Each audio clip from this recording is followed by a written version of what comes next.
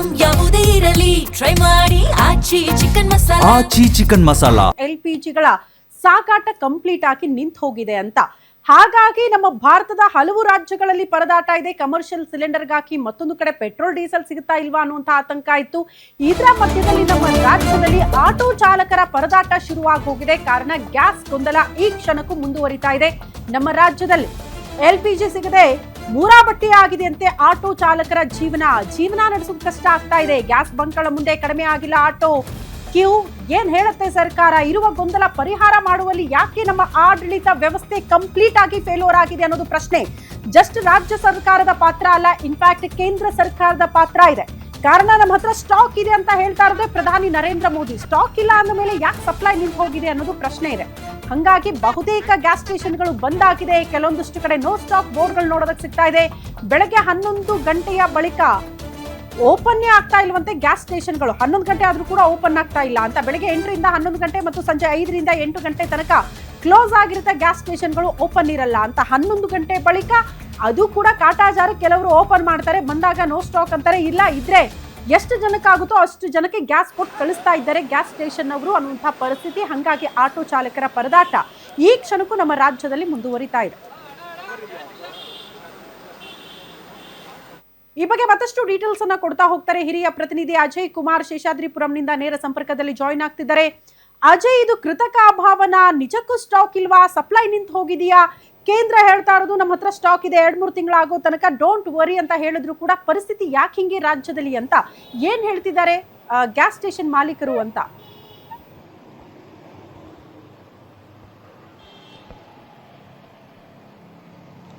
ಖಂಡಿತವಾಗ್ಲೂ ಶ್ರುತಿ, ಈಗಾಗಲೇ ಸಾಕಷ್ಟು ಗ್ಯಾಸ್ನಿಂದಾಗಲಿ ಪ್ರಾಬ್ಲಮ್ ಆಗ್ತಾ ಇರುವಂಥದ್ದು. ಅದರಲ್ಲೂ ಕೂಡ ಪ್ರಮುಖವಾಗಿ ಆಟೋ ಡ್ರೈವರ್ಸಿಗೂ ಕೂಡ ಪ್ರಾಬ್ಲಮ್ ಆಗ್ತಾ ಇದೆ.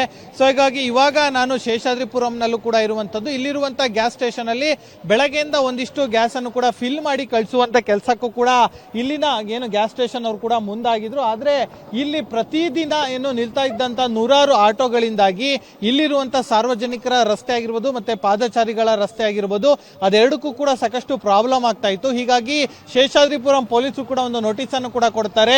ಈ ರೀತಿಯಾಗಿ ಇಷ್ಟು ಗಂಟೆಯಿಂದ ಇಷ್ಟು ಗಂಟೆವರೆಗೂ ನೀವು ಕ್ಲೋಸ್ ಮಾಡಬೇಕು ಅಂತ ಹೇಳಿ. ಅಂದ್ರೆ ಒಂದು ಪೀಕ್ ಅವರ್ 8ರಿಂದ 11 ಇದೆಯಲ್ಲ, ಮತ್ತೆ ಜೊತೆಗೆ ಸಂಜೆ 6ರಿಂದ 8 ಈ ರೀತಿಯಾದಂತಹ ಅವರ್ಸ್ಗಳಲ್ಲಿ ನೀವು ಕ್ಲೋಸ್ ಮಾಡಬೇಕು. ಇಲ್ಲ ಅಂದ್ರೆ ಸಾಕಷ್ಟು ಪ್ರಾಬ್ಲಮ್ ಆಗುತ್ತೆ, ನಿಮ್ಮ ವಿರುದ್ಧ ಕೇಸ್ ಮಾಡ್ತೀವಿ ಅಂತ ಕೂಡ ಒಂದು ನೋಟಿಸ್ ಅನ್ನು ಕೂಡ ಕೊಟ್ಟಿದ್ರು.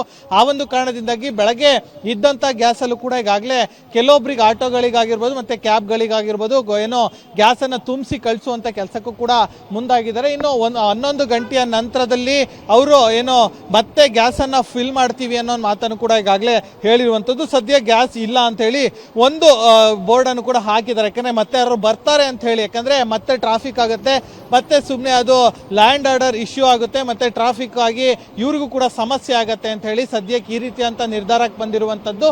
ಇನ್ನು 11 ಗಂಟೆಯ ನಂತರ ಮತ್ತೆ ಅವರು ಗ್ಯಾಸ್ ತುಂಬಿಸ್ಕೊಳ್ಳೋದಕ್ಕೆ ಎಲ್ಲ ರೀತಿಯ ಸಿದ್ಧತೆಗಳನ್ನು ಕೂಡ ಮಾಡ್ತಿದ್ದಾರೆ. ಮತ್ತೆ ಇಲ್ಲೂ ಕೂಡ ನಿಲ್ತಿದ್ದಂಥ ಕ್ಯೂ ಏನಿತ್ತು, ಆಟೋ ಕ್ಯೂ, ಅವ್ರಿಗೂ ಕೂಡ ಹೇಳಿ ಒಂದು ರೀತಿ ರಿಕ್ವೆಸ್ಟ್ ಮಾಡಿ ಇಲ್ಲಿ ಯಾರು ಕೂಡ ನಿಲ್ಬೇಡಿ, 11 ಗಂಟೆಯ ನಂತರ ಬನ್ನಿ ನೀವು, ಆ ನಂತರ ಗ್ಯಾಸನ್ನು ಫಿಲ್ ಮಾಡಿಕೊಡ್ತೀವಿ ಅನ್ನೋ ಮಾತನ್ನು ಕೂಡ ಸದ್ಯ ಹೇಳಿರುವಂಥದ್ದು.